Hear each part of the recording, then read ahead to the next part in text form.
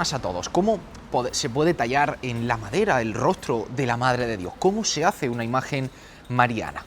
En este segundo programa especial de Cuaresma nos vamos a acercar a través de un estudio del que han salido varias titulares marianas para la Semana Santa de Almería, para conocer de primera mano cómo se realizan estas imágenes tan bellas y que tanta devoción despiertan en todos los cofrades. Pero antes queremos empezar con ella.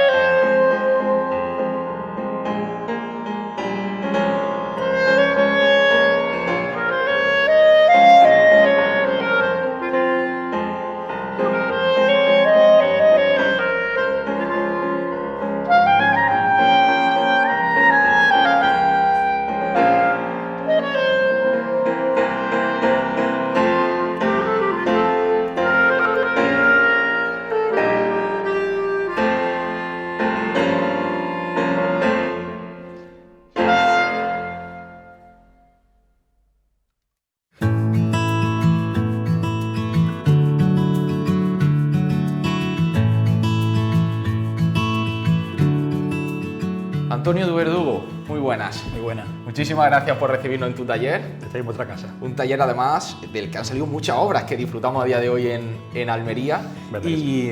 Y bueno, Antonio, queremos que nos ayude a comprender un poquito mejor el proceso de la realización de una imagen mariana, entendiendo también las diferentes posibilidades. Si te parece, vamos a empezar un poco por el inicio del proceso de realización, que es el propio encargo. ¿Cómo es esa primera conversación que mantiene el imaginero, el artista, con la hermandad, la parroquia, la entidad que encarga esa obra? Y cómo se empiezan ya a plantear ciertos criterios de ejecución de la obra. Pues la cosa suele suceder así, ¿no? O sea, normalmente cuando un cliente, una hermandad, una corporación se pone en contacto contigo es porque ha visto tu trabajo y entonces tienen idea de hacer una imagen mariana, ¿no? En este caso una dolorosa, una Virgen de Gloria. Y lo primero, evidentemente, es saber qué tipo de imagen quiere, cuál es la idiosincrasia, digamos, de la corporación, de la hermandad. Entonces empiezas a hablar con ellos. Mira, Antonio, pues queremos una dolorosa, que sea una imagen que no sea de un dolor muy agudo, sino queremos que sea de unos rasgos más suaves, o queremos una imagen muy dolorosa, muy dolorosa. Entonces tú más o menos empiezas a comentar con ellos, a hablar, como decía mi padre, yo empiezo a charlar de cofradía, entonces pues empiezas a hablar con ellos de, oye, qué tipo de hermandad, cómo es el barrio, cómo es la zona, y entonces empiezas a conocer un poquito y con eso te vas haciendo una idea, ¿no? Más o menos, oye, pues mira, pues yo creo que vosotros os vendría bien este tipo de imagen, o podríamos hacer este tipo de imagen, como en la iglesia, como en la puerta, porque es muy fácil decir, oye, pues es una dolorosa que mida 1,75, oye, después tiene que ponerle corona, una peana, claro. Lleva un paso de palio, tenéis puerta para salir, claro. Una imagen de 1,75, estamos hablando, perdón, una imagen tipo Amargura de Sevilla, con un palio muy grande, entonces todo eso hay que tenerlo muy en cuenta cuando hace la Virgen, ¿no? Claro. Entonces, una vez que más o menos te haces la idea, pues le comentas a ellos eso. Y eso siempre estamos hablando de imágenes de vestir, ¿no? Porque más o menos es la tipología más clásica o más habitual, ¿no? Aquí en el sur. Y entonces, con eso, tú hablas con ellos, entonces más o menos, con esa idea, pues una vez que te pones de acuerdo, evidentemente, contractualmente, tú das un presupuesto, oye, para cuándo la queréis, plazo, digamos, ¿no? Claro. Unos plazos porque, claro, oye, mira, queda una Virgen para 3 meses, no. O es también muy habitual que ahora te llamen, oye, Antonio, que mira, queremos hacer una imagen para el año que viene, venga, vale, muy bien, hablamos ahora, no sé qué, y desaparecen y aparecen en septiembre. Oye, Antonio, que vamos a hacer la imagen que te hablamos. Oye, pues ya quedan 6 meses para Semana Santa, ya es imposible. Claro. Entonces, porque ¿qué tiempo, Antonio, necesitáis para hacer una imagen, por ejemplo, una imagen mariana de candelero, como decimos las habituales de Andalucía? Claro, a mí, si te pones a piñón 8 horas al día y esto, una imagen te la hace relativamente rápido, estamos hablando de 2 o 3 meses, pero que eso no es lo suyo. O sea, no es lo suyo porque la imagen tú tienes que dejarla reposar. Claro. Tienes que pensarla, meditarla, hacer un bosquejo, un boceto a lápiz y dejarlo un poquito que eso repause, que madure. Una vez que más o menos tiene idea clara, empieza a ser un boceto en barro, en terracota, como están, por ejemplo, estos son bocetos en barro, ¿no? En arcilla. Cuando la estudias muy bien, incluso cuando la estás modelando, tienes que dejarla pausada. A mí me gusta pausarla 2 o 3 semanas, volver a destaparla, verla, porque es verdad que el tiempo empiezas a ver cosas que con el trabajo te embota y no esto. Y muchas veces cambias tu idea original, la evoluciona porque la vas madurando. Claro. Oye, pues mira, pues voy a hacer esto, pues voy a hacer los párpados así, o voy a intentar el corte de la cara, suavizar aquí, le estoy viendo. Entonces todo eso es tiempo. Claro. O sea, mientras más tiempo le dedique a la obra, mucho mejor. Evidentemente esto tiene unos márgenes, ¿no?, de tiempo, por el encargo, evidentemente porque no te puedes llevar con una imagen 3 años. Pero si te dejan 9 meses, 1 año, trabajar tranquila de que te hacen el encargo hasta la entrega, es el tiempo idóneo. Es el tiempo idóneo. O sea, yo siempre, entre esos 9 meses y 1 año, según la época. Claro, si te lo encargan en enero, pues de aquí hasta después de Semana Santa es imposible, entonces ya cuenta con 9 meses. Entonces lo suyo es así, ¿no? Tener tiempo para reposarla, meditarla y sobre todo qué tipo de imagen, o sea, la vocación que va a llevar, qué momento quiere expresar. La imagen, al fin y al cabo, están hechas para tener unción religiosa. O sea, la imagen tiene que tener unción religiosa, esto está hecho para eso. Entonces tú tienes que hacer una imagen que le pegue el pellizco al devoto. Sobre todo, que sea muy bonita, que esté bien trabajada, la policromía, y que ve que tal y cual, que caché, todo lo que tú quieras, pero que pegue pellizco. Claro. Si ha hecho una imagen muy buena, muy bien trabajada, muy bien modelado, las manos y todo, sí, pero muy bien, pero se queda fría, no cumple su cometido. Claro. Esto no es una imagen de museo, no es una imagen de escaparate, esto es una imagen que está hecha para la oración, para que el devoto se ponga ante ella y le abra el corazón a la imagen. Y eso hace que una imagen de la Virgen, con muy poquitos elementos, tenga que transmitir mucho. Y eso necesita meditación. Claro. Dentro de ese proceso, entonces, Antonio, ¿cómo se suele trabajar también en ese boceto, en esa primera impresión real de lo que puede ser la imagen? Insisto, con una imagen mariana que ahora iremos comentando, que en cuanto a las de candelero, lo único que se talla es el busto, digamos, y las manos. Entonces, ¿cómo lo sueles hacer tú? ¿Sueles trabajar en bocetos dibujados, en lápiz? ¿Sueles hacerlo en físico, en barro, en terracota, en algún material? ¿Cómo sueles trabajar también esa parte de ya tengo claro con la hermandad qué tipo de imagen quiero, vamos a empezar a llevarla? Claro, puedes hacer un boceto en lápiz. Puedes hacer un boceto en lápiz, sobre todo estudiando el tipo de inclinación del rostro, el tipo de dolorosa, si una imagen un poquito más de cara, un poquito más astorgueña, como se suele decir por aquí, que es una imagen con un rasgo más suave, o una imagen más 18 montes de oca, con una anatomía mucho más forzada, elementos más prominentes. Entonces, esas cosas en un bosquejo tú la estudias, pero realmente donde bien la estudias bien es una vez que pasas al modelado en arcilla. Una vez que tienes clara la idea mental y has hecho unos bocetos, ya pasas al barro, ¿no? Al barro en sí. Entonces, en el barro sí modelas y le sacas, y es donde sí, esa sí va a ser la imagen. Aunque después la pasas a madera, la copia, la afina y tal, pero en el barro tiene que quedar claro qué imagen va a ser seguro. O sea, y es lo que tú le muestras a la hermandad. Claro. O sea, lo que tú le enseñas a la hermandad siempre es eso. Siempre teniendo en cuenta que una imagen de vestir no es como una imagen talla completa. Una imagen de vestir no puedes moderarle una melena, no puedes moderarle el pelo cayéndole por un lado, un mechón, no puedes, aunque hay imágenes antiguas que sí lo tienen, pero si las vas a vestir, todo eso son inconvenientes al momento de ponerle el tocado, el manto. Entonces tienes que hacerle el pelo recogido. A mí me gusta tallarles el pelo completo, no hacerla como mucho, era muy típico en el 17, incluso se ha hecho hasta hace relativamente poco, que se hacía la imagen que se llama de bombilla, que es como si tuvieran calvas y el pelo y una mancha negra, o sea, oscura, simulando pintada sobre madera, no tiene nada. Entonces a mí me gusta hacerla, a tallarle el pelo recogido con un moño, para que si tú la ves desvestida, que veas que está viendo una naturalidad, ¿no? Unos rasgos naturales de mujer. Yo soy amante de la belleza, me gusta que las imágenes sean bonitas. Dentro del dolor puede ser una imagen bonita, puede ser una bella. Montes de Oca, como yo digo, yo soy de los Servitas, pues Montes de Oca es una joya dentro son imágenes preciosas dentro del dolor. Que ¿es una imagen guapa? No es una imagen guapa, pero es preciosa por el dolor que tiene. Entonces, tú tienes que buscar siempre la belleza en el rictus que esté representando, ¿no? De imagen. Y pues bueno, eso se lo enseñas a la hermandad. Una vez que lo esté terminado, para que te den toda la aprobación. Al día de hoy, tanto mi padre como en mi caso, nunca hemos tenido problemas de que nos han dicho que no. Entonces, pues, gracias a Dios. Y ya una vez que está aprobado, ya sí pasas a la madera, ¿no? El proceso de pasar la imagen a la madera, pues, tradicionalmente se hacía, se copiaba por puntos, se llama sacar de puntos. Se saca de puntos porque el proceso es copiar los puntos. Esto del artista que se enfrenta a un trozo de madera sin idea y se pone a tallar y sale la imagen, eso es muy romántico, pero eso es falso. Real, claro. Eso no es real. Porque el arte tiene que estar muy bien meditado, tiene que estar muy bien pensado. Entonces, porque una vez que te pongas a tallar, tú no puedes ir, es verdad que puedes afinar, puedes cambiar cositas, pero no puedes, no debes hacerlo, ¿no? Entonces, hoy hay, gracias a Dios, hay métodos mecánicos que te hacen desfastes generales que te pueden ayudar, o te puedes poner a tallarlo en directo. La talla en directo es muy bonita. En escultura siempre ha habido históricamente, a lo largo de los milenios, dos tipos de formas de hacer la escultura, ¿no? Una es añadiendo material, como es el modelado, fundición en bronce, se modela, se hace molde, se funde en bronce, y otro es quitando material, sustrayendo material del bloque, con la talla en madera, la talla en piedra. Entonces, una vez nuestra imaginería, evidentemente, se basa en ese tipo de técnica, es quitar elementos para sacar la forma.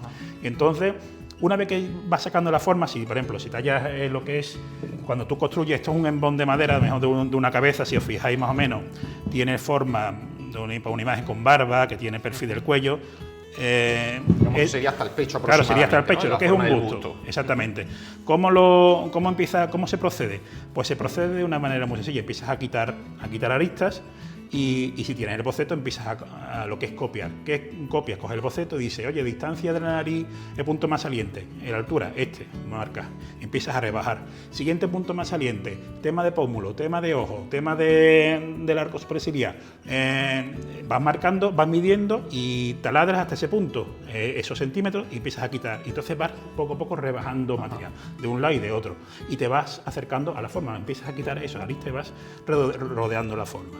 Eso es una imagen más o menos grande. En una dolorosa también se puede hacer de otra manera, que es también como se ha hecho también muchas veces históricamente, que es tallar las mascarillas, porque te permite el juego de tallar la mascarilla, que hace un rostro que no tiene pelo por encima, ni tiene... Que va a ser prácticamente cubierta. Es cubierta, entonces pues talla las mascarillas. Y lo que se conoce siempre por mascarilla es que la mascarilla se talla en un costero. Si os imagináis el árbol, ¿no? La dirección, digamos, de los vasos comunicantes de savia del árbol, los árboles no se tallan en directo en un árbol, sino los árboles se cortan en costeros, estos famosos listones de madera que se ven, y se ensamblan y se van ensamblando al hilo. Los pegamentos se hacen al hilo, siempre teniendo en cuenta, por ejemplo, que si este es el mismo árbol y tú cortas, este ensamble tiene que ser contrario. Nunca puede ser paralelo, pero al contrario, Por una sencilla razón, porque la madera se mueve. Entonces, si un palo tiene una tendencia a virarse una vez que se esté secando hacia una curvatura, pues el ensamble al contrario lo contrarresta. Entonces se busca ese tipo de encaje, ¿no? Claro. Y entonces, por ejemplo, los costeros normalmente son 8, 9 centímetros, 7 centímetros, lo que más o menos hay en el mercado. Este es de 8. Entonces... esa es la profundidad más o menos que calculáis desde ese punto claro, más el punto más saliente de la nariz y después empiezas a bajar. Ajá. Empiezas a bajar. Por eso siempre normalmente cuando a las imágenes se le marca la mascarilla, esto es famoso, como pasa últimamente, que hay polémica, se le marca la mascarilla a tal imagen. Sí. Es algo que puede pasar frecuentemente porque los movimientos de la madera, la mascarilla al final lo que se te queda es un costero muy debilitado, sí, y el otro costero, pues al moverse, pues se te puede marcar la mascarilla. Entonces, por eso siempre normalmente tienes aquí el ensamble, que es todo lo que te coge el costero, el ancho del costero. Claro. Eso es lo que es la cara, ¿no? Después el resto igual, va tallando. En el tema de unas manos, esto aunque no son manos dolorosas, pero se tallan igualmente. Se coge tú dibujas un perfil, ¿no? En plantilla, igual que esto, ¿no? El carpintero es el que te hace el trabajo de ensamblaje. Nosotros, los escultores, normalmente tenemos un carpintero de confianza que no trabaja. ¿Por qué? Porque aquí no podemos tener máquinas. Las máquinas de carpintería para nosotros no le damos mucho uso. Claro. Entonces ocupan mucho espacio, ensucian, y entonces nosotros a lo mejor lo usamos 2 veces al año, 3 veces al año. Entonces tú tienes tu carpintero que tú le encargas, haces una plantilla de frentes y perfiles y con eso le haces el encargo y él te monta los ensambles, el embón a tu gusto con la madera. Normalmente que tiene el carpintero normalmente suele ser madera de cedro, que es lo que tallamos nosotros. Claro, te iba a preguntar precisamente por esa madera, Antonio, es decir, esa madera normalmente ya la tiene ese carpintero de confianza, aunque entiendo que el propio imaginero, el propio escultor pide, ¿no?, el tipo de madera que necesita. ¿Por qué se utiliza normalmente la madera de cedro? ¿Qué tiene la madera de cedro para que sea la idónea para la imagen? Claro, la madera de cedro es idónea tanto para tallar la imagen como, por ejemplo, para tallar los pasos, las canastillas, los retablos, porque es una madera que se talla suave, que es suave en el corte de gubia. Es un corte limpio, no es muy dura. Es una madera que no le entra el xilófago, ni la polilla, ni la carcoma. O sea, el bicho, curiosamente, el bicho le puede picar al árbol, pero no cuando está vivo. Pero una vez que se corta, se agria la savia y entonces no le entra no entra la polilla, ni la carcoma, ningún tipo de insecto le ataca. Y después pesa poco también. Entonces es una madera que estructuralmente no es una madera que sirve para vigas de madera de casa, no sirve para muebles. Se usa sobre todo en escultura y también se usa a lo mejor en los instrumentos. Las guitarras se usan en las tapas de la guitarra para que vibre, porque como una madera que tiene cierta flexibilidad, pues hace una vibración que el sonido es muy bonito, ¿no? Claro. En la guitarra española y flamenca. Entonces, se usa el cedro, es una madera muy buena para eso. Entonces, por eso se usa. Nosotros normalmente pedimos un tipo de cedro. Es verdad que cada vez hay menos cedro en el mercado, desgraciadamente, porque no te permite, por lo que sea, Europa no permite la importación de cedro, no sé por qué, pero tiene sus normas. Entonces cada vez hay menos cedro, pero bueno, todavía se puede encontrar buen cedro. Y entonces pues nosotros utilizamos el cedro. Aquí, tradicionalmente también se ha tallado el pino, el roble. El pino es una buena madera tallada, pasa que el pino sí le pica el bicho, ¿no? Claro. Entonces es una madera que en ese aspecto es un poquito más... Entonces se usa menos, mejor para una peana se puede usar y los pasos se usan para las parihuelas porque sí tienen un fuerte estructural. Pero para tallar, eso, normalmente el cedro es lo suyo, que es familia de la caoba. Pero la caoba es muy buena, es parecido, lo que pasa es que la caoba es más resistente y es más dura. A mí me encanta tallar la caoba, pero la caoba es más dura. Yo he hecho imanes de cabezas de caoba, pero es más dura, pesa un poquito más y sobre todo también que en el mercado está carísima. O sea, la caoba está a precio de oro casi, ¿no? Entonces, por eso se usa ese tipo de madera, sobre todo que no le entre el bicho y que no le pique y que sea sencilla de trabajar. Claro. Entiendo también que la madera igualmente, Antonio, da la tranquilidad y la seguridad de la estructura de la imagen, ¿no? Entiendo que obviamente dentro del proceso de la talla, ahora me contará un poco también de esas técnicas, pero obviamente tiene que ser una madera que soporte, porque no estamos hablando de una imagen únicamente de culto, sino que también tiene ese gran sufrimiento en cuanto a talla de ser una imagen profesional, de recibir y levantar, recibir la erosión de la propia zona exterior, ¿no? Entonces entiendo que en este sentido también nos da esa tranquilidad esta madera. Sí, claro. Vamos, tú tienes que tener en cuenta que las imágenes, la dolorosa en este caso, una imagen que tiene un cuerpo tallado, o sea, un cuerpo esquemático de cedro, pero después lleva una estructura de candelero, que es lo que semeja, digamos, a una falda, ¿no? Que es una estructura hueca. Entonces, aguanta, pesa quita peso, pero es fuerte, aguanta, pero es cierto que una imagen de Dolorosa no debe llevar en un paso, tiene que ir aislada. O sea, antiguamente el manto bordado pues directamente se enganchaba en el perno de la imagen y toda la carga de las levantas y todo, entonces ha pasado que imágenes se les marcan, o antiguamente incluso se hacía ensamble por cabeza. Un ensamble por cabeza es cuando tú cortas y pegas así, ¿no? Este ensamble es muy débil, ¿no? Este ensamble porque pega perpendicular, estás pegando el hilo perpendicular, cuello, ¿no? Claro, y entonces es muy débil. Eso antiguamente se hacía mucho, que se tallaba y se ensamblaba por cabeza, y ha pasado imágenes que se le ha marcado mucho el ensamble de la tensión del árbol. Claro. Entonces este ensamble es muy débil, este es un ensamble al hilo, ¿no? En paralelo, digamos, entonces este sí es fuerte. Entonces, claro, ese aguanta, pero también hay que tener en cuenta que las imágenes están hechas para esto, para subir a un paso, bajarlo un paso, para ponerla en mesa a mano, para subir el altar, montar el altar de quinario o de triduo. Entonces, las imágenes siempre hay que tener muchísimo cuidado, porque son imágenes que evidentemente en el trato normal, litúrgico de todos los tiempos, o sea, de cada tiempo, de la vestimenta, los cambios, pues sufren. Claro. Y todo el cuidado que se tenga con ellas es poco, porque nosotros aquí, yo ya he restaurado muchas imágenes de mi padre, muchas vírgenes, algunas con 20 y pocos años, de las últimas que hizo mi padre, y alfilerazos, y las imágenes hay que tratarlas con cariño. Claro. Tratarlas con cariño, ponerle protector de cuero, siempre buscar en la medida de lo posible la máxima. Que sufra menos, porque es que en teoría esto es para siempre. Claro. Estamos haciendo imágenes que deben de durar 400, 500, todo lo que pueda, porque nosotros lo hacemos para eso. Claro. Me comentaba esta parte también del candelero, Antonio, que me gustaría que le intentásemos explicar un poquito más, porque es lo que la gente menos puede visualizar de una imagen mariana. Estamos hablando que lo que es la talla en sí de la imagen son estas 3 piezas, el busto y las 2 manos. Entonces tendríamos aproximadamente desde el pecho hasta los pies, que no tiene la imagen como tal.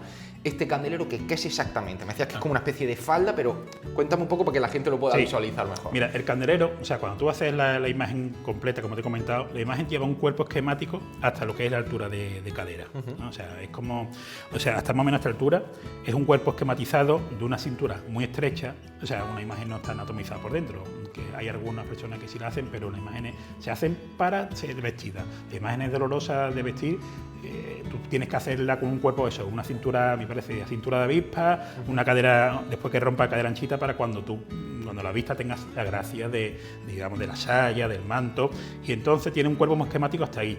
De ahí hacia la base es lo que se llama el candelero. El candelero es si tú te fijas más o menos a la altura del corte, es una forma elíptica, pues el candelero tiene una misma forma elíptica, pero más ampliada, ¿no? De una diagonal mayor de unos 90 centímetros, 80, 90, según 70 y algo, según ya el tipo de gusto cada uno, ¿no? Entonces, esa elipse de base tiene una serie de listones de madera que van, son unos 8 listones de madera, más o menos lo que yo le pongo, que van repartidos y en dirección desde la base del suelo, digamos, desde la base al cuerpo de la imagen, o sea, va ensamblada. Entonces esa serie de listones le hace la forma como si fuera de falda, y después va forrada. Nosotros la forramos de una tela para que tú, cuando la imagen la veas de vestida, aunque estás viendo los brazos que son articulados para que los puedas mover, y te estás viendo el cuerpo cinemático, pero tú no le veas simplemente los palos, sino tú estás viendo una forma, digamos, troncocónica invertida y con un corte hecho, ¿no? A la altura de cadera. Y eso es el candelero. Claro. Después hay imágenes de candelero que también se hacen, por ejemplo, estoy haciendo un guardia que se hace, aunque lleva las piernas talladas, los brazos, o sea, también tiene el busto, los brazos articulados y las manos, pero el resto del cuerpo también se hace estructuralmente, imitando la forma, para que no pese. Eso para reducir el peso, porque cuando tú una figura, tú estás reuniendo 6, 7, 8 figuras de misterio en un paso, pues si le quitas entre todos, le estás quitando 100 kilos, pues oye, pues se agradece, ¿no? Claro. Los de abajo pues, parece que no, pero todo el peso que le puedas aliviar. Entonces, pues eso es el candelero. Por eso se dice una imagen, una virgen de candelero, pues el candelero es así. Distinta es una virgen. Tú la puedes hacer de pie anatomizada completa, pasa que eso te daría muchísimos problemas. Claro. Entonces las imágenes, muchísimos problemas, porque el vestido se volvería loco. Claro. Entonces, esto se hace para esto. O sea, las imágenes están estudiadas y optimizadas no es la palabra, pero bueno, está estudiada para poder ser vestida. Claro. O sea, no se comprende una imagen de candelero, una dolorosa o una virgen de gloria de candelero, sin la vestimenta propia nuestra de aquí, ¿no? Claro. Sin los mantos, la saya, el terno, el encaje que se le ponga, la corona, están hechas para eso. Eso fuera de ese entorno, fuera de esa vestimenta, no Claro. Pierde sentido y no se deben tampoco ver mucho. Claro, pues si te parece, Antonio, vamos a pasar como al la siguiente parte del proceso para poder seguir viendo algunas de las formas en las que ya va cogiendo precisamente esa forma. Y me decías que teníamos aquí un busto en el que ya podemos ver perfectamente algunos de los detalles que nos has comentado, ¿no? Sí, claro. Sobre todo me parece muy interesante el pelo, que si te parece podemos comentar, como decía, que en tu caso apuestas no por ese tipo de talla del pelo. Este es un busto de virgen de mi padre, yo creo que de los últimos que estaba haciendo ya poco antes que ella falleciera, y la dejo inconclusa. Entonces yo la tengo aquí, no he querido terminarla ni he querido, sino yo la tengo, de hecho incluso la tengo guardada, ¿no? Aquí tengo un poquito protegida. Y entonces, o sea, podéis ver, por ejemplo, que es un modelado con el pelo tallado y el pelo recogido para que tú siempre estés viendo la imagen. Sí, lo más real y humana posible, claro. Entonces, cuando tú le haces el cuello, cuando tú ya la ensamblas en el cuerpo, normalmente va policromada digamos, hasta aquí más o menos, ¿no? O sea, lo que es el color de carnación, las carnes, ¿no? El color con su pelo y todo policromado. Y entonces está hecho para cuando tú le pongas la tela, yo qué sé, por ejemplo, perdón, esto es un trapillo, pero bueno, cuando tú... puede servir de ejemplo. Cuando tú la vistas, porque no te estorbe, no hay elementos que te puedan estorbar en el momento de vestirla, ¿no? O sea, que si tú tienes aquí un mechón cayendo, pues entonces ya no puedes esto ni puedes poner el paño. Te condiciona mucho te condiciona lo que es la forma de vestirla. Claro. Entonces, eso es la imagen en sí, no es, por ejemplo, distinto, por ejemplo, que esta imagen que es una esclava para la sentencia de Adra, para la humildad, y es una imagen que no va a ser vestida, o sea, va de vestida, va de candelero, pero tiene el pelo tallado, pero tiene un paño tallado, va vista policromada, entonces distinto, pues evidentemente si esto hubiera que vestirlo, no se le podía poner corona, ¿no? Claro. Si hiciéramos una virgen así. Entonces, esto va optimizado para eso, está hecho para que la imagen no dé problema a la hora de vestirla y el vestidor pueda completar tu obra, que claro, al fin y al cabo que es de lo que se trata. Me gustaría que también, Antonio, nos explicases cómo se consigue lo que decías, ¿no? Ese pellizco, esa unción que ha de tener una imagen, en este caso titular, ¿no? Una imagen mariana, porque también me parece muy interesante cómo entendéis los artistas, los imagineros, la expresividad de las imágenes marianas. Yo creo que hay dos características, tú me dices si es así, que suelen estar normalmente impregnadas, que es esa belleza que comentaba y también, en cierto modo, una dulzura. Normalmente, en general, no todas, pero normalmente, se suelen hacer, digamos, de una edad relativamente joven para que representen esa dulzura. ¿Cómo se consigue, a través de esa expresividad, que una imagen transmita ese dolor de ser una imagen dolorosa, pero a su vez esa belleza, esa dulzura? Claro, aquí tenemos que tener en cuenta que tú estás representando a la Virgen, pero no estás haciendo una representación, no estás haciendo una imagen de museo de cera. O sea, no estás representando el personaje de la mujer de José, madre de Jesucristo, de hace 2000 años. No, estás haciendo, como decimos nosotros, la Madre de Dios, ¿no? Entonces, claro, nosotros, primero tú tienes que tenerle, mi padre siempre decía una cosa y yo intento seguirlo, ¿no? Que es, la devoción tiene que tenerla el artista en el momento que empiezas ya con la imagen. En el momento que tú estás ya empezando a modelar, tú ya tienes que tener muy claro que es la Virgen, estás representando a la Virgen, e incluso tus primeras oraciones, la primera oración de la imagen tiene que ser las tuyas. Eso es importante, porque entonces tú le estás dando el sitio a la imagen que lo representa. Tú tienes que tener ese diálogo con la imagen, no diálogo con la escultura. Si me pongo a hablar con la esclava, digo, hay que ver que me sale, que joya eres, que se me está atragantando. No eso. Es otro tipo de conversación. La conversación con la imagen es decir, madre, échame una mano, no sé qué, o estás pensando, a ver si tengo este problema, a ver si... Entonces, tú tienes que tratarla siempre en el respeto desde el principio. Entonces, una vez que tú sabes qué imagen quieres representar, tienes que tener, como te he dicho al principio, en cuenta la hermandad, el sitio, el entorno. Claro. Yo por eso, a mí me gusta por ejemplo, yo la Semana Santa me encanta entera, completa, por ejemplo, yo la que más conozco en Sevilla, o en toda Andalucía, hay que tener siempre respeto, porque el que es de imagen muy dolorosa no le gustan las imágenes y dice, una muñequita jovencita, hay que tener respeto, es la Madre de Dios, y para mucha gente esa es la Madre de Dios. Entonces, tú te encargas una imagen niña, joven, bonita, o te encargas una dolorosa, estás representando a la Madre de Dios. Entonces tú estás haciendo la imagen para esa persona o ese grupo. Y para ellos representa eso. Esto es lo bonito y lo grande de la Semana Santa, ¿no? Claro. Que aquí, porque hay tantas personas, tantas clases de creyentes, y entonces pues cada imagen le llega a una persona más o menos.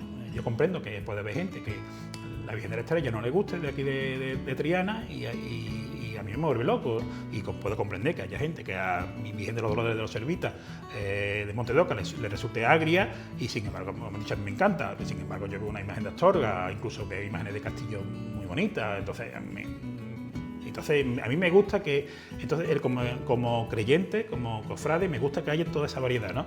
Entonces, dentro de esa variedad tú tienes que ir buscando siempre, como hizo ese pellizco, en el momento que tú la tratas y tú le estás dando el respeto, la oración, la unción, de un principio, desde tú intentas dársela, eso va saliendo poco a poco, claro. Va saliendo poco a poco. Y como decía mi padre, nosotros al fin y al cabo somos herramientas del que está arriba, ¿no? Entonces yo creo que esto siempre te echan una manita y te ayudan a que ese pellizco. Y te digo una cosa, y al final el mejor pago, porque esto del orgullo del artista, que ese ego, mi padre, como era una persona muy, muy natural, yo eso no lo he vivido, y yo lo que compré, para mí el mejor es cuando te vienen a casa y ven la Virgen y tú ves cómo la gente se desploma, claro. o se ponen a llorar, y eso es lo más bonito. O sea, ese momento en el que tú ya, o por ejemplo me pasó en Jerez con mi Virgen de la Angustia, la magna que hubo en el 2024, que era la primera vez que salí bajo palio, cuando tú estás allí, estás viendo la cara con las lágrimas saltadas de todos los hermanos, entonces ese momento dices tú, es cuando ha merecido la pena, claro, ¿no? Y hay que cooperar ese todo es la mejor recompensa, el mejor pago, y ese, como dice, el orgullo de decir, oye, pues ha funcionado, he hecho esto y la gente le tiene ese cariño y le lleva la estampita y entonces ese momento es el que, por lo menos, tú cuando lo consigues, es la mejor sensación que he vivido yo como artista. Claro. Por aparte que te digan, oye, qué buen artista, hay que ver cómo has hecho esto, lo otro, San Miguel, qué maravilla, qué escultura más completa, vale, muy bien. Pero cuando tú ves a alguien que le está emocionado con tu trabajo y tiene eso, o como me pasó en la primera Virgen que hice, la Quinta Angustia de Baeza, que estaba yo en la bendición y yo acostumbrado, iba con mis padres, acostumbrado a ir a bendición de mi padre. Niño, enhorabuena, bonita, muchas gracias, muchas gracias. Y me vino una mujer mayor y me dice, niño, ¿tú eres el escultor? Digo, sí, señora. Yo tenía 20 y poco. Y me cogió las manos, me las apretó, las pegó hacia ella, la soltó y se fue, no me dijo nada. Yo en ese momento me quedé paralizado, y claro, te das cuenta de lo que tu trabajo significa para esa gente. Después te enteras que una mujer que tuvo una enfermedad y después la superó, y entonces una vez es muy creyente y te dices, oye, que lo que yo hago no es una escultura, que esto no es una exposición y decir qué buen artista soy, mira lo bonito que he hecho. No, esto, el artista pasa a un segundo plano y la imagen es la que queda siempre. Y además que es verdad, que la imagen, una vez que llega a la hermandad, parece que se te aleja de ti, te la quita, pero tú la aceptas y bueno, comprendes que eso tiene que ser así, y es lo bonito de esto.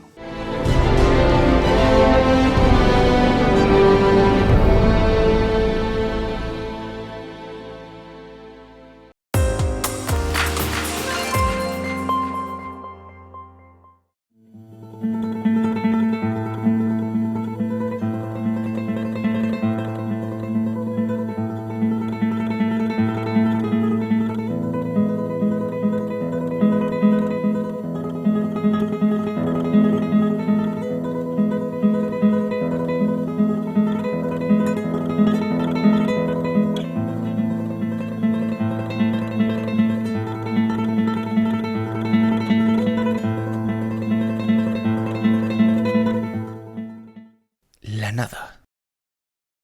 El vacío más absoluto. El silencio. La ausencia. Que transformamos en el todo. Convierte. Hazlo realidad. Indalprods. La producción del presente.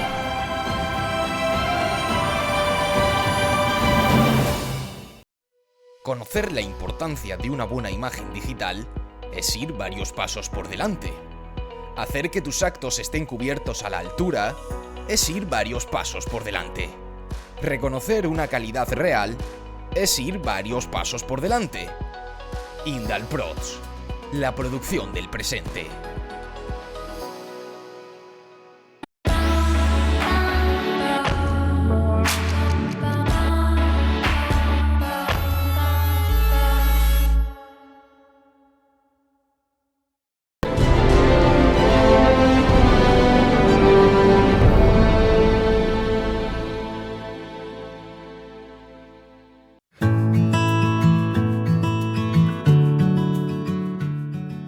poco también, Antonio, a la composición, ¿no? A la estructura de la talla, ¿cómo también enfocáis, o enfocas tú concretamente, el hecho de que es una imagen que no solamente se va a ver desde una perspectiva frontal, es decir, una imagen para culto, sino que en su estancia en las calles va a ser vista prácticamente de 360 grados? ¿Cómo se genera también esa dimensión, ese volumen en la imagen? E incluso en algunos casos, ahora lo veremos sobre todo con las imágenes también de talla completa, el propio peso de la gravedad, la propia sensación de gravedad, insisto, vista desde esos 360 grados. ¿Cómo se enfoca también eso desde el punto de vista artístico? Sí, vamos a ver, tú tienes que tener en cuenta, claro, esa famosa multiplicidad de puntos de vista que se habla de la escultura. En escultura de monumentos y de talla completa puede funcionar. Una imagen de vestir tiene menos campo, ¿no? Porque tiene básicamente vista frontal, 3/4 y los perfiles. Pero son imágenes que están hechas para un besamano, y están hechas para un altar, y están hechas para un paso de palio. Claro. Entonces, tienen, evidentemente, fuerzas un poquito los rasgos, siempre un poquito los ojos, fuerza un poquito la boca, nariz, o sea, son rasgos idealizados, porque a mí no me gusta hacer retratos del natural. Yo he hecho retratos naturales para alguna imagen secundaria, ¿no? Algún romano, sí, que tengo de amigos míos, estas cosas, ¿no? Pero, sí, pero no, nunca he utilizado retrato natural para imágenes de bendecir, y ni menos para vírgenes, ¿no? Entonces tú le pones rasgos idealizados, ¿no? Narices, boca, ojos, y entonces fuerzas un poquito, siempre fuerzas un poquito lo que es la anatomía de la cara en ciertos puntos para forzar esa expresividad, ¿no? Porque después, ¿verdad?, tienes que verla en un paso. La policromía, cuando también la fuerzas un poquito, tema los típicos coloretes, ¿no? Cachetes de las imágenes, los frescores, que nosotros llamamos los frescores, también los fuerzas un poquito. Entonces todo eso lo hace porque son imágenes que tú las ves a mano un día al año, pero después están en un altar y después están en un paso. claro. Aunque hoy en día también estamos en un momento en el que las cámaras te cogen y, oye, pues se le ve un pelo de pestaña que se la movime. Vale, pero es que aquí no son imágenes que están hechas para ser vistas con lupa. Claro. O sea, nosotros no estamos haciendo ni por ejemplo, mi imaginería, yo soy más clásico, ¿no? Más ortodoxo. Me gusta más la imaginería que, como digo, la que yo me he criado, la que yo estoy acostumbrado a ver en mi casa, la que estoy acostumbrado a ver en las calles, en las iglesias y a la que yo le rezo. Claro. Entonces esa es la imaginería que yo hago, ¿no? Una imaginería que no busca un hiperrealismo máximo del ojo con la pintita. A mí me gusta que al final es como, ¿qué te gusta más, un cuadro hiperrealista o te gusta un Velázquez? Pues yo soy más de Velázquez, aunque claro, sé que el hiperrealismo tiene un mérito enorme, pero la pincelada suelta de Velázquez a mí me dice mucho más. Claro. Pues en escultura pasa un poco igual. Pasa un poco igual, ¿no? No son imágenes, no son fieles reflejos, exactamente réplicas de lo natural, ¿no? Se busca un naturalismo, pero no un hiperrealismo. Claro. Entonces, eso, tú tienes que tener en cuenta eso y después ¿cómo funciona? Pues también un poco, hay veces que hay imágenes que tú crees oye, esta imagen hay que ver, pues a lo mejor se me ha quedado un poquito, aquí tengo que forzar, y sin embargo tú la ves fuera del entorno de estudio y dices, oye, pues funciona de una manera. Que después sean imágenes de grandes devociones o poco devoción, que eso también fue, ya, como yo digo muchas veces, hace la imagen y dice, bueno, madre, ahora te toca trabajar a ti, ¿no? Yo ya he trabajado, claro, ahora tienes que trabajar tú por la hermandad, y entonces, pues eso, pues son imágenes que tienen esa cosita, pero bueno, tú tienes que poner perdón, todo el corazón encima, y si Dios quiere, pues bueno, normalmente funciona. Normalmente funciona. Antes de pasar, Antonio, como digo, para comentar también un poco esas imágenes de talla completa, creo que deberíamos comentar también el hecho de esos brazos que se le utilizan para las imágenes marianas, que suelen ser brazos articulados, sí, en el caso de las imágenes de candelero. Cuéntame un poco también sobre estos brazos, porque normalmente la talla suele ser aproximadamente hasta el antebrazo, ¿no? De esas manos de la Virgen. Normalmente, mira, os voy a enseñar uno, aunque no son de vírgenes, pero esto, por ejemplo, es un brazo de una imagen que he sustituido. Esto es un brazo articulado, si os fijáis, de una imagen es algo similar, ¿no? Más fino, pero bueno. Entonces tiene la articulación del hombro, la articulación del codo, y después un poco más abajo de la muñeca es donde ensambla directamente más la mano cerca de la mano. Se puede hacer así o se puede hacer con otra bola para que se tenga un poquito de movilidad, pero bueno, es un brazo articulado, lo mismo, porque las imágenes tú no haces una postura, tú tienes que para facilitarlo todo, un besamano, para potenciar la expresión en el momento del paño, un poquito más arriba, un poquito más volcado, pues tú tienes que tener los brazos, claro, porque te permite esa movilidad, esa expresividad. Esa disposición, claro, también esa disposición, de la propia imagen. Que lo que es el brazo, por eso es un brazo que acompañamiento articulado, que es un poco, hombre, no es lo más estético del mundo, pero que es necesario. Claro. La imagen, por ejemplo, de los Cristos de vestir, pues también es igual, porque una imagen con que esté tallada completa, con los brazos completos, sería un infierno vestirla. Claro. Tendría que tener las mangas aparte, Claro. y sería, entonces hay que pensar siempre en que son imágenes hechas para ser vestidas. Claro. ¿No? Y en el caso de la Virgen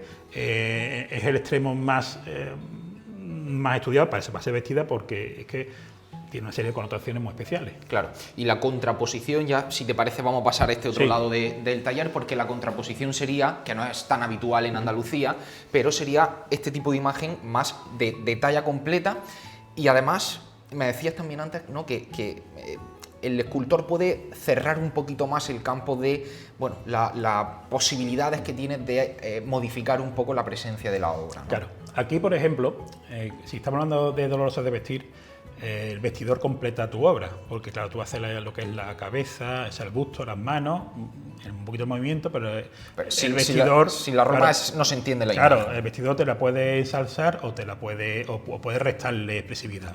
Entonces, en una imagen de talla completa, yo siempre estoy en equilibrio entre mi faceta escultórica y mi faceta cofrade. Entonces, yo comprendo que escultóricamente es mucho más, es una imagen más completa, valga la redundancia, porque tú juegas con todo. Claro. O sea, los elementos los controlas tú. Controlas tú el movimiento, controlas tú la expresividad, el movimiento de los pelos, la ropa, los ropajes, el manto. Eso tú lo controlas todo, incluso la policromía la ornamentación que lleves, si está estofada en oro.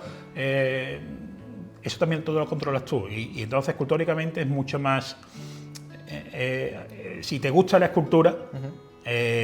disfrutas muchísimo. Evidentemente, es una Dolorosa de vestir, disfrutas como cofrade y como culto también. Pero esto es como... Es un disfrute porque esto es completo. Y a mí me gusta mucho trabajar la madera. Yo disfruto trabajar la madera, entonces cuando me toco una imagen así, intento sacarle el máximo partido porque una forma también de tú poder... De soltar, oye, tu conocimiento, tu técnica y esto, y claro, aquí lo voy a demostrar. Se expresa más técnica. Claro, también se expresa más técnica. Y esto. después también, una cosa que a mí me pasa, a veces yo comprendo que la imaginería está hecha para ser policromada y ser vista, ¿no? Pero sobre todo una imagen titular. Pero a mí me gusta en mis redes sociales poner mucho trabajo en madera porque lo que hacemos los imagineros es un poco crimen de tapar la madera. La madera como material escultórico ya de por sí transmite mucho. Entonces, que tú la tapes para policromarla, le está restando expresividad. A mí me gusta, por eso me gusta también mi parte escultórica, mi parte más académica, me pide también hacer imágenes y enseñar esos trabajos porque disfruto con ellos. Entonces, este tipo de imagen es la que tú más disfrutas, ¿no? Esto en este caso es un boceto de una Inmaculada, no es imagen de talla completa, pero si quisiéramos hacerla en madera, pues sería igual, ¿no? Claro, y este tipo de imágenes, Antonio, normalmente, insisto, en Andalucía y en líneas generales, sobre todo en hermandades de penitencia, quizá en hermandades de gloria, con otro carácter sí puede ser un poco más común verlas, pero... Es más común sobre todo los Cristos, o sea, en Cristos antiguos, Cristos del 16, del 17, claro, final del 15, claro. Entonces, lo que pasa es que al final... Aquí, si te fijas, por ejemplo, la historia te cuenta que las imágenes que eran de talla completa normalmente eran imágenes encargadas por órdenes religiosas que en el siglo XVI, siglo XVII eran las que tenían la fortuna, tenían dinero, tenían el poder adquisitivo de poder encargárselas a los escultores. Tanto Cristo, Inmaculada, retablo. Entonces, las hermandades, las imágenes de procesionar, digamos, eran hermandades formadas por personas, ¿no? Gente del pueblo, menos poder adquisitivo. Entonces, eso por un lado, que encarga imágenes de vestir, que son más baratas, más económicas, por un lado, y por otro lado, que al final las imágenes de vestir, ese naturalismo que les da, pues empieza a calar más en el pueblo, pues empezamos a virar, ¿no? De las imágenes de talla completa, mejor como es en el caso aquí en Sevilla, en mi Cristo de la Corona, de una imagen después que Ocampo copia en la Candelaria e incluso copia en el silencio que se debe vestir, pero empezamos a vestir las imágenes porque empiezan a conectar más con el pueblo, empiezan a humanizar la naturalidad, a hacerlas más cercanas, y al fin y al cabo, como te he comentado, todo esto está hecho para que conecte con el pueblo, para que la devoción, o sea, esto para que cree devoción y la gente esto es un escalón para arriba, ¿no? Para que te apoyes en ella.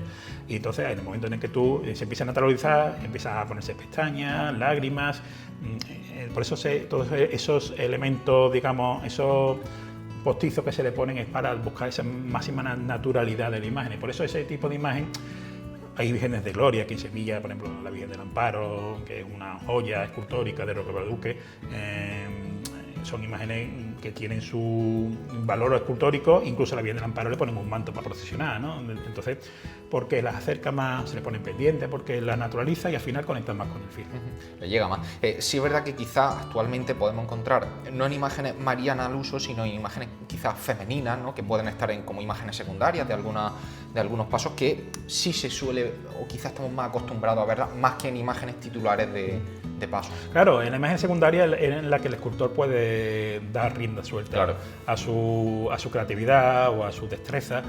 Yo en mi caso, por ejemplo, siempre intento meterle los misterios, intento siempre meter donde puedo un toquecito de talla, ¿no? Por ejemplo, la esclava, el paño en la cabeza recogido, porque me gusta jugar con eso, ¿no? Entonces, pero tú fíjate, por ejemplo, el tema de Castillo y el pobre, que hacía la figura, aunque la hacía de candelero, pues después la recubría de tela encolada, que es una forma de abaratar la talla completa.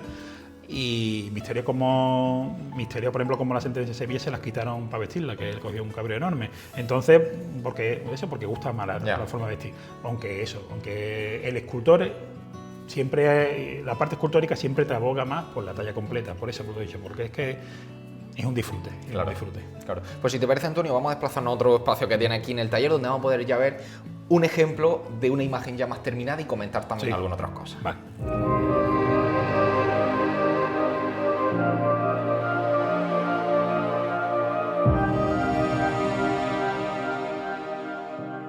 Bueno, pues entonces, Antonio, tenemos ya aquí lo que sería un resultado final, en este caso a modo también de busto, de un apartado que es también fundamental, como comentaba, como es la policromía. Cuéntanos un poco también cómo se llega hasta este proceso y cuáles también un poco esos pasos que se han de dar a la hora de policromar una imagen. Vamos a ver, esto es una imagen de madera ya policromada, terminada, de hecho es una talla de mi padre, del 86 por ahí, y ya tiene incluso la pátina del tiempo, ¿no? Que es cuando la policromía empieza a tener caché, como yo digo. Pero de la madera, desde que se termina en madera a llegar aquí, pues el sistema es, digamos, no ha cambiado nada en los últimos, no sé, los últimos 400 años, podríamos decir. Tú terminas la imagen en la talla, la lija, tienes que dejarla lo más fina posible, no termina en madera. Pero la madera es porosa, entonces tú no puedes pintar directamente la madera. A lo mejor muy terminada en la parte del hilo que hemos hablado está muy bien, pero en cuanto tú empiezas a curvar, ya empieza a aparecer la cabeza de esos vasos conductores, y entonces eso, que no se note en la policromía, es imposible. ¿Qué es lo que hacemos? Entonces estucamos la imagen, lo que ya es dar estuco. El estuco no es el estuco de las paredes, sino el estuco es sulfato de cal y cola animal. Se da caliente, se dan varias manos, que es lo que llaman también muy popularmente el yeso, se dan varias manos, y una vez que están esas manos, pues eso hay que lijarlo todo. Y entonces ese estuco sí queda muy pulido, queda muy fino, ¿no? Queda lo que es terminado. Previamente el estuco, antes del estuco, que se me ha olvidado comentar, una vez que está terminado en madera, todo lo que son los ensambles, las juntas de los ensambles, se tapan, se le ponen los trapos, popularmente decimos se entrapan, que es unas tiras de... Hoy en día se usa mucho fibra de vidrio, pero bueno, a mí me gusta seguir usando algodón, un tejido de algodón muy fino, con cola carpintero antigua, se le da caliente y se pone por todos los ensambles, para evitar que esos movimientos que la madera siempre se mueve como materia viva, le afecta el entorno, le afecta la humedad, los climas secos, los húmedos, los cambios. Entonces todo eso, las puertas que se atascan en verano se secan, pues la madera sufre exactamente igual, ¿no? Claro. Entonces esos movimientos de la madera, ese trapo evita que a la medida de lo posible se marque el ensamble, ¿no? Con un ensamble, una policromía, un ensamble se marca rápido, en cuanto se mueve un poquito de madera se marca el ensamble. Entonces ese trapo lo aguanta un poquito, ¿no? A lo mejor notas un poquito de escalonamiento en algunas veces, pero no ve las rajas. Y eso es ese trapo que está funcionando, que está tapando ese movimiento.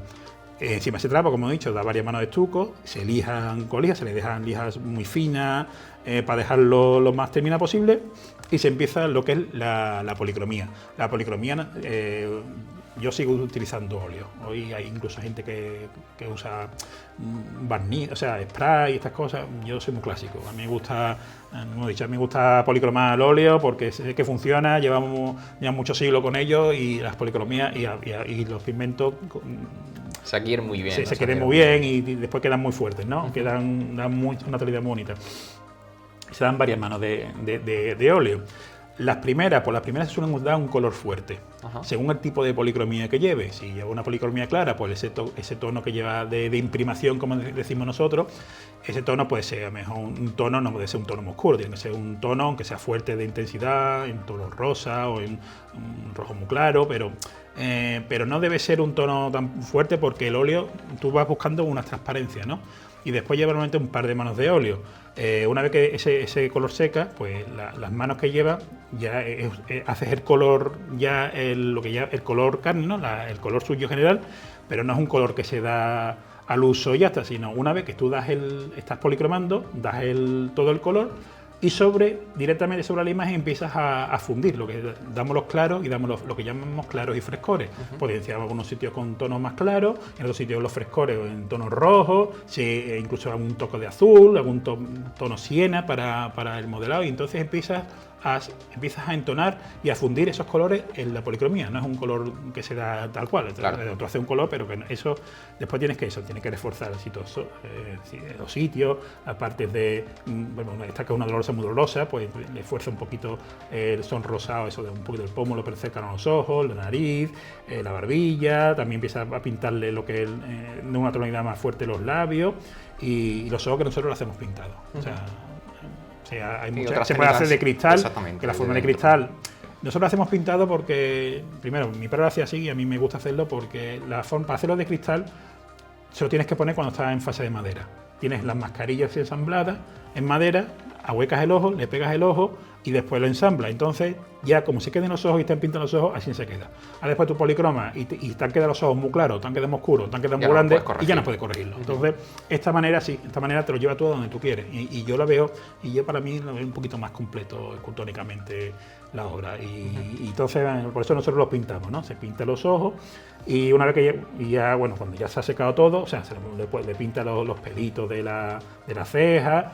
Pero bueno, ya le ponen lo que son los postizos, que son la pestaña y las lágrimas. Nosotros terminamos, la terminación que se da a la imagen, nosotros terminamos a la cera. Ahí también se puede terminar barniz, que es muy típico en las restauraciones que se terminan con barnices, pero nosotros con cera natural.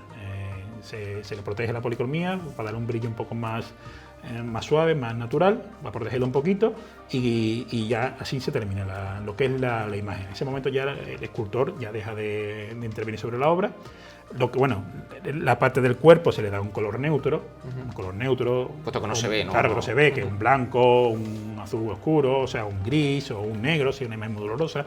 Igual que el candelero se forra también de un damasco, de un tono, si una imagen un poquito más no tan dolorosa, un tono claro. Si una imagen dolorosa, se busca un tono oscuro para que vaya un poco más en consonancia con la expresividad de la imagen, aunque no se vea. Claro. ¿No? Y como yo digo, le dejamos el perno puesto, porque la corona va encogida con el perno, la pieza con el perno enroscado también se lo pone el escultor, se deja colocado.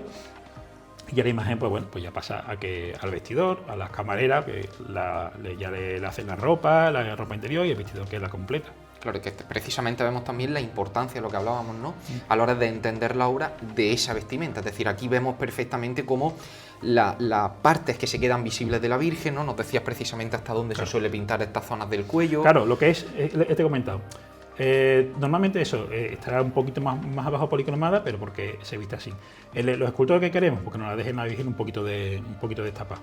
Esta imagen está sin vestida, me la vistió Antonio Bejarano, que es hermano mío servita, por una exposición que hubo dedicada a mi padre hace ya 2 años. Entonces la pobre está ya, Antonio siempre me dice, oye chiquillo, a ver si voy a cambiártela. Digo, cuando tú quieras, porque ya está un poco de haberla traído, llevado, pues está un poco desarmada, ¿no? Pero se viste ya, busca ya el tocado, se lo pone más clásico, le pones el tul, el recogido un poquito más cerrado, entonces ya es el vestidor el que juega con la imagen, ¿no? Y por eso eso que sea un tocado, por eso yo muchas veces digo que los tocados sean tocados ya tocados viejos, que no sean tocados limpios, claros, porque si es una policromía morena la hace muy oscura, si es una policromía clara a lo mejor le potencia más los tonos ocre y oye, estamos amarilla, pero claro, después tú uno blanco frío. Claro. Entonces tú tienes que tener, claro, por eso al momento de vestir, de policromar, tienes que tener en cuenta cómo vais vestida, como el carácter de la hermandad, y al momento de vestirla también tienes que tener en cuenta qué tipo de imagen estás vistiendo.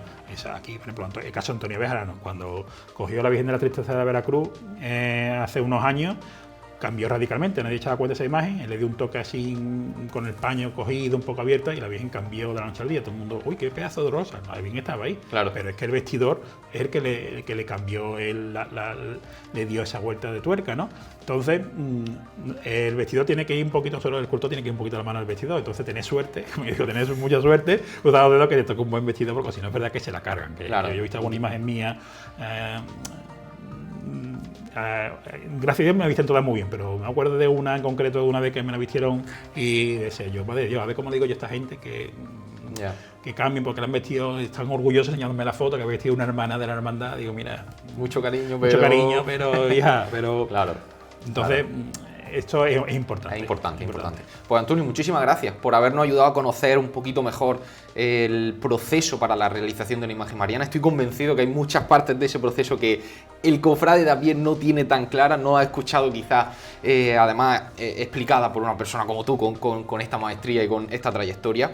Y como digo, también por recibirnos en este taller tan especial para cualquier almeriense que pase por aquí, por Sevilla, y que pueda sentir, ¿no?, lo que se ha respirado durante tantos años aquí y la devoción que desde aquí ha salido con tantas imágenes de nuestro cielo. Así que muchísimas gracias. Gracias a vosotros por venir, aquí tenéis vuestra casa. Yo a Almería le tengo muchísimo cariño, porque participé mucho, me cogió en mi época de formación en la universidad, en las imágenes del incendio de la catedral. Entonces me tocó mucho trabajar en las imágenes, la reposición de las imágenes del cautivo Medinaceli, de la Merced, y restaurar las imágenes del misterio. Entonces yo le tengo mucho cariño a Almería, bueno, y también he Cristo Despojado después, y viene Los Ángeles, o sea que realmente yo tengo mucho cariño a la ciudad, y cada vez que veo la imagen de mi padre digo, bien, pues un trocito de Triana está allí en Almería, y aquí tenéis vuestra casa, ya lo sabéis. Pues muchísimas gracias.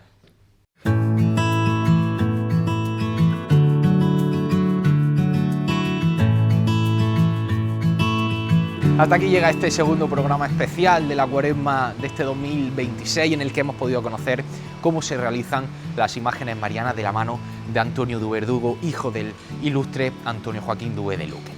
Nosotros nos despedimos ya, por supuesto os encomendamos a la próxima semana, en la que seguiremos conociendo diferentes partes de los procesos creativos y de conservación de nuestras imágenes. Así que os esperamos el próximo jueves aquí en Interalmería Televisión.